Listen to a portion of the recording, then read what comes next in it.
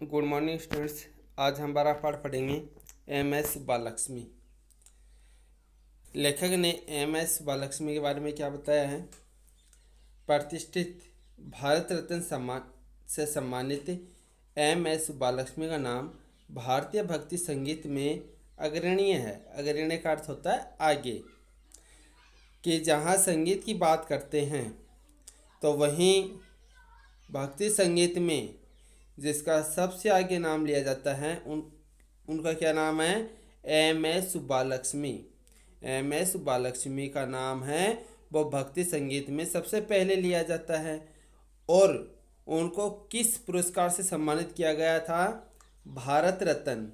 भारत रत्न पुरस्कार से उनको सम्मानित किया गया था।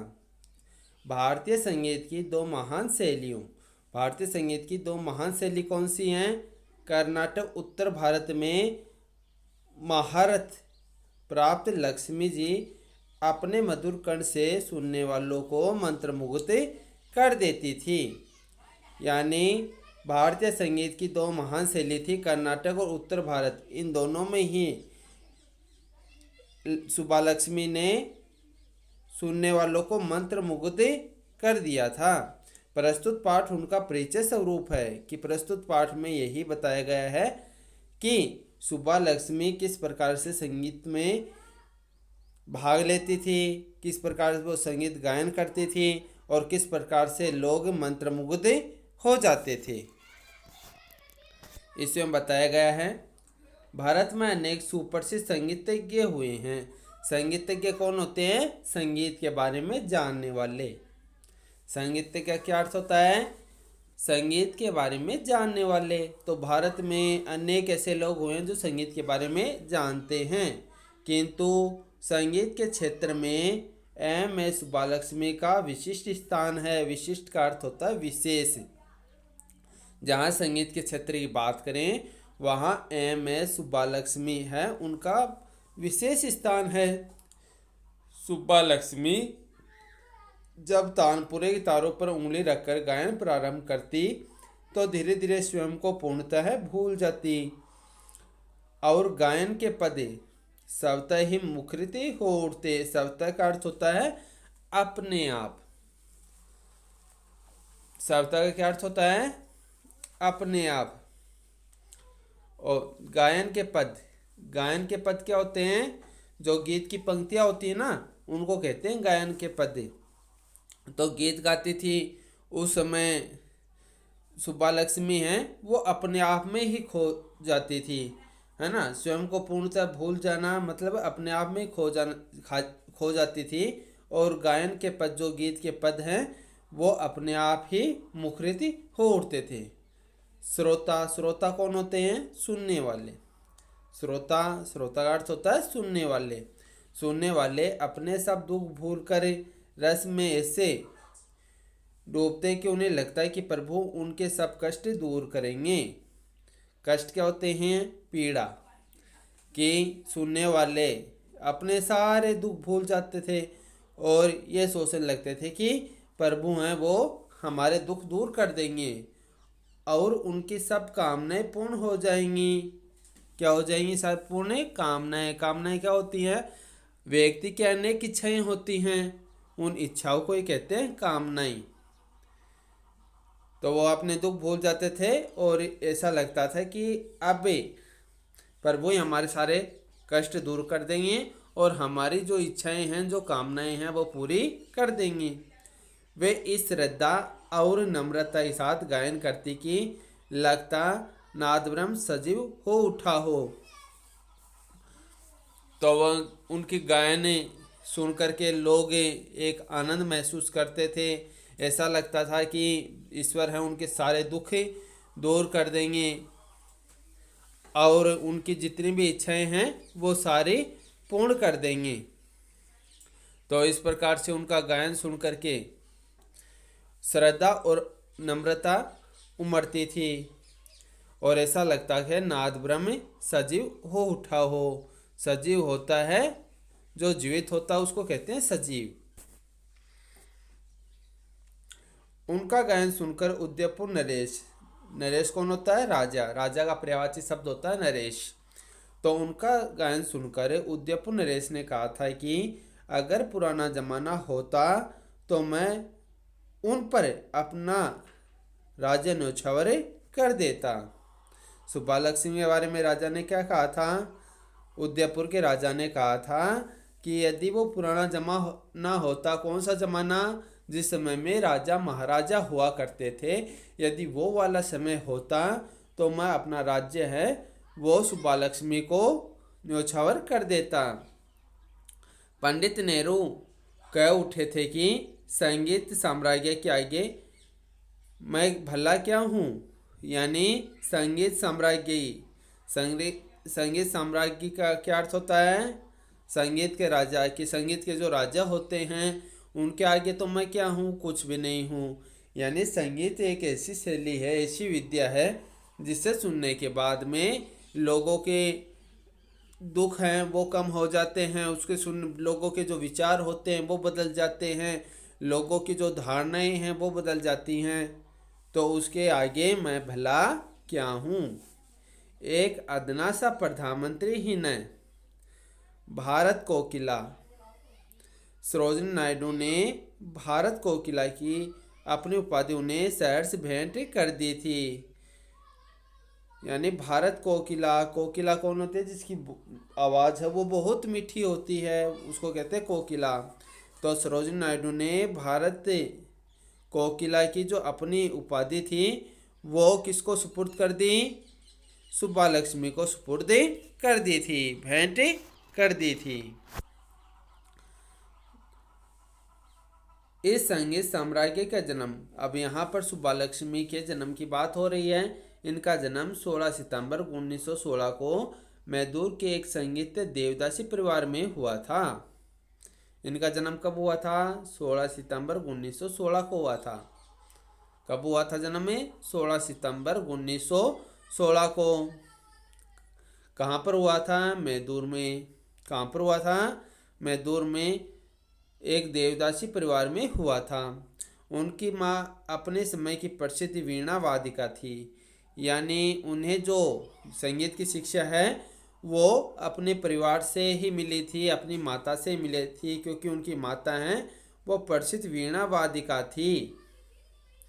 सुब्बा लक्ष्मी ने प्रारंभिक गायन की शिक्षा अपनी माँ से ही प्राप्त की। बाद में उन्होंने गुरु रामनिवास अय्यर, पापनासम शिवम और टी विंद्रा आदि गुरुओं से संगीत की शिक्षा ग्रहण की। तो इनके गुरु कौन कौन थे? श्रीनिवास अय्यर थे, पापनासम शिवम थे और टी विंद्रा थे। इन गुरुओं का इसमें नाम आया है, श्रीनिवास अय्यर, पापनासम शिवम और टी विंद्रा।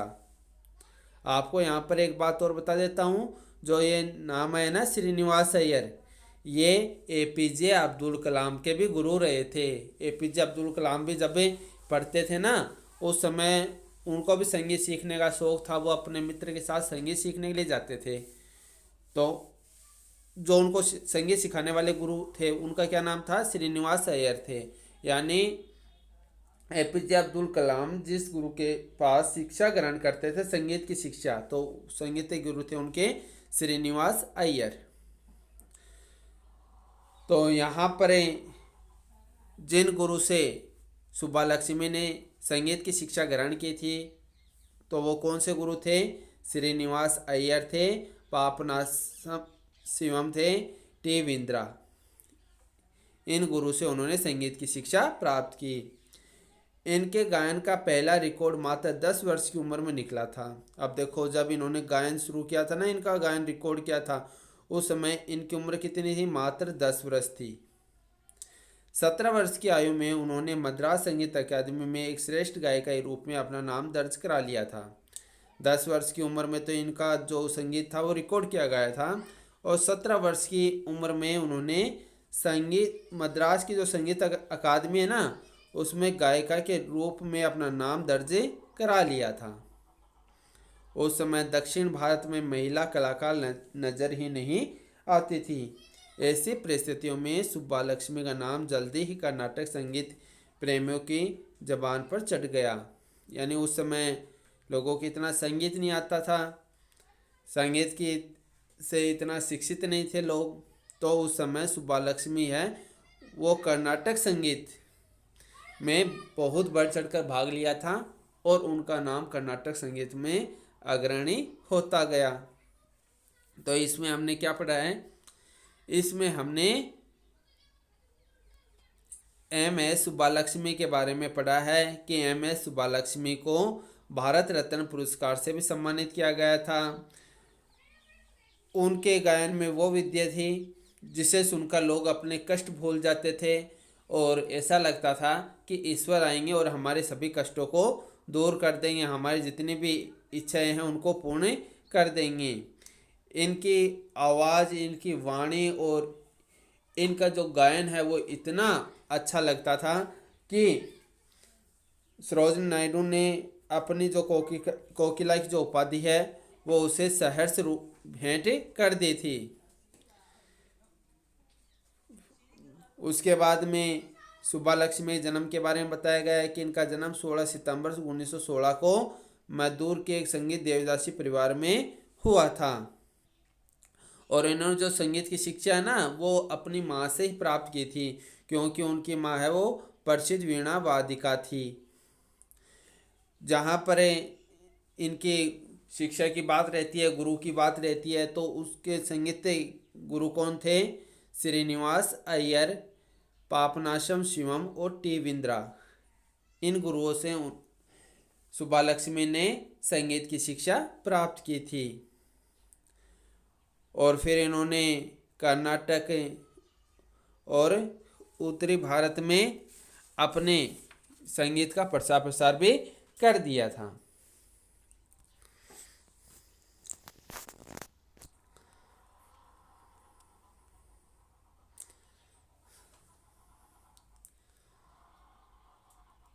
प्रारंभ से संगीत के संबंध में सुब्बालक्ष्मी की यह भावना रही कि उनके संगीत को सुनकर मुरझाए हुए चेहरों पर परमानंद की झलक दिखाई दे। यानी उनके जब संगीत सुनते थे तो उसमें एक अलग ही आनंद आता था। उनका सुरीला कंठ, स्पष्ट प्रस्तुतिकरण और प्रभावशाली सौम्य व्यक्तित्व श्रोताओं पर जादू का सा असर डालता था। जब वे गांधी जी का प्रिय भजन वैष्णव जन तो तन्ने कहिए गाती थी तो श्रोता भाव विभोर हो उठते थे। तो कहने का तात्पर्य, जब एम.एस. सुब्बालक्ष्मी है वो संगीत गाती थी उस समय लोगों को एक अलग ही आनंद की अनुभूति होती थी। और उसी अनुभूति के अंतर्गत जब वो उनका सुरीला कंठ, स्पष्ट प्रस्तुतिकरण और प्रभावशाली सौम्य व्यक्तित्व श्रोताओं पर जादू का असर डालता था। तो यहाँ पर एक नाम आया सौम्य व्यक्तित्व। सौम्य व्यक्तित्व क्या होता है? जो शांत स्वभाव का होता है, जिसका व्यक्तित्व है या ऐसे भी कह सकते हैं जिसका जो चरित्र है वो शांत स्वभाव का होता है, उसे कहते हैं सौम्य व्यक्तित्व। तो उस सौम्य व्यक्तित्व को सुन करके श्रोताओं पर एक जादू सा असर हो जाता था। और जब वे गांधी जी के प्रिय भजन वैष्णव जन तो तन्ने कहिए गाती थी तो श्रोता भाव विभोर हो उठते थे। भाव विभोर हो उठना मतलब आनंदित हो जाना। तो जब गांधी जी का जो प्रिय भजन है वैष्णव जन तो तन्ने कहिए गाती थी तो श्रोता हैं वो भाव विभोर हो उठते थे, आनंदित हो जाते थे। सुब्बालक्ष्मी जी ने दक्षिण भारतीय संगीत में दक्षता प्राप्त करने के साथ साथ उत्तर भारतीय संगीत में भी निपुणता प्राप्त की। उनका उत्तर और दक्षिण भारतीय संगीत में स्वर लगाने का अंदाज सर्वथा भिन्न है। तो सुब्बालक्ष्मी जी ने दक्षिण भारतीय संगीत में क्या प्राप्त की थी? दक्षता प्राप्त की थी। दक्षता होता है किसी विषय वस्तु में पारंगत होना, है ना, तो वो कहलाती है दक्षता। तो इन्होंने संगीत के क्षेत्र में दक्षता प्राप्त की थी, संगीत के क्षेत्र में पारंगत हो गई थी। तो दक्षता प्राप्त करने के साथ साथ उत्तर भारतीय संगीत में भी निपुणता प्राप्त की। जहाँ दक्षिण भारत की बात आती है वहाँ पर कहाँ से शुरू किया था इन्होंने? कर्नाटक से। उनका उत्तर और दक्षिण भारतीय संगीत में स्वर लगाने का अंदाज सर्वथा भिन्न है। सर्वथा मतलब सबसे अलग। सर्वथा का अर्थ होता है सबसे अलग। तो वहीं उनका उत्तर भारत और दक्षिण भारतीय संगीत में स्वर लगाने का अंदाज है वो सबसे अलग है। सुब्बालक्ष्मी जी दोनों संगीत शैलियों में दक्षता की एकमात्र और अनुपम मिसाल थी। सच तो यह है कि उस समय जब संचार माध्यमों की इतनी सुविधा नहीं थी, सुब्बालक्ष्मी ने उत्तर और दक्षिण के बीच संगीत सेतु का काम किया। यानी आज तो आप देखते हो कि बहुत सारी संचार के साधन उपलब्ध हो गए हैं, है ना। लेकिन जिस समय संचार के साधन उपलब्ध नहीं थे, आज तो क्या है कि हम विदेशों की बातें भी जो समाचार होते हैं उनके माध्यम से प्राप्त कर लेते हैं। और संचार के साधन कौन से हो गए? अखबार हो गए, पत्र पत्रिकाएं हो गई, टेलीविज़न हो गए। उस आजकल रेडियो लोग कम सुनने लग गए, लेकिन रेडियो भी एक संचार माध्यम का साधन है ना। तो लेकिन उस समय तो ऐसे कोई साधन ही नहीं थे।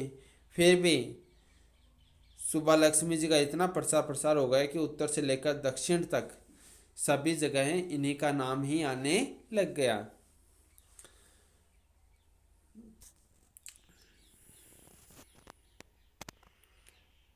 चौबीस वर्ष की आयु में उनका विवाह खाद्य भंडार में काम करने वाले और गांधीवादी पत्रकार तथा स्वतंत्रता सेनानी टी सदाशिव से हुआ।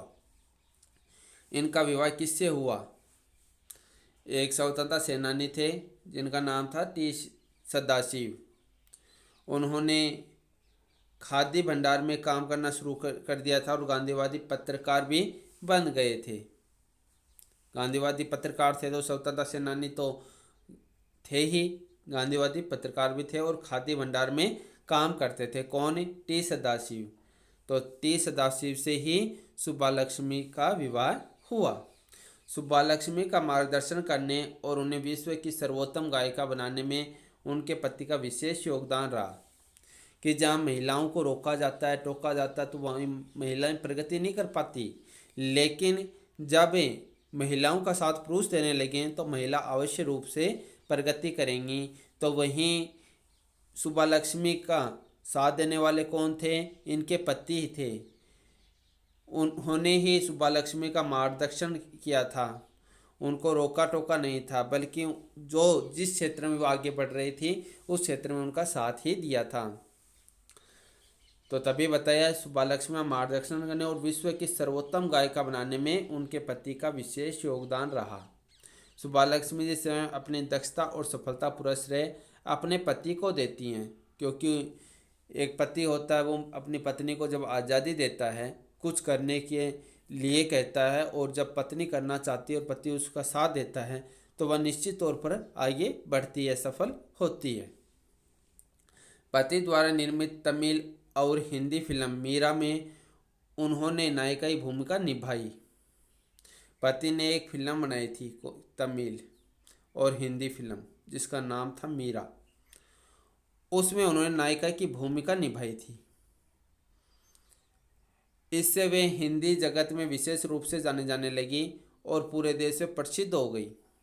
मीरा फिल्म में मीरा के 52 भजन उनकी आवाज़ में थे। मीरा के भजनों को अपने संगीत में बांधने के अतिरिक्त उन्होंने राष्ट्रीय अंतर्राष्ट्रीय मंचों पर नानक, कबीर, सूर, तुलसी के भजन भी गाए।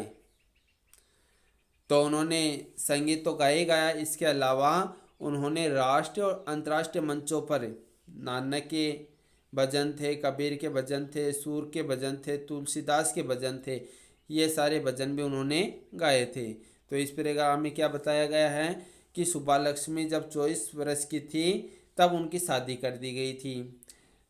उनकी शादी किससे हुई थी? टी सदाशिव से हुई थी। टी सदाशिव क्या काम करते थे? खाद्य भंडार में काम करते थे। साथ में वो गांधीवादी पत्रकार भी थे और स्वतंत्रता सेनानी भी थे। सुब्बालक्ष्मी को आगे जाकर के जो सफलता मिली थी उसमें किसका विशेष योगदान था? तो उसमें उनके पति का विशेष योगदान था, क्योंकि उनके पति ने उनका हर कदम पर साथ ही दिया था। पति ने कौन सी फिल्म बनाई थी? पति द्वारा निर्मित मेरा फिल्म थी, जिसके अंतर्गत नायिका कौन थी? नायिका सुब्बालक्ष्मी ही थी। मेरा फिल्म में कितने भजन गाए गए थे? तो मेरा फिल्म में 52 भजन गाए गए थे, जिसके अंतर्गत वो भजन किसके थे? सुब्बालक्ष्मी के गाए हुए ही भजन थे। सुब्बालक्ष्मी ने अपने भजनों के अतिरिक्त और क्या गाया? तो उन्होंने राष्ट्रीय और अंतर्राष्ट्रीय मंचों पर नानक, कबीर, सूर, तुलसी के भजन भी गाए थे। तो आज हम इतना ही पढ़ेंगे, बाकी का चैप्टर हम कल पढ़ेंगे। धन्यवाद।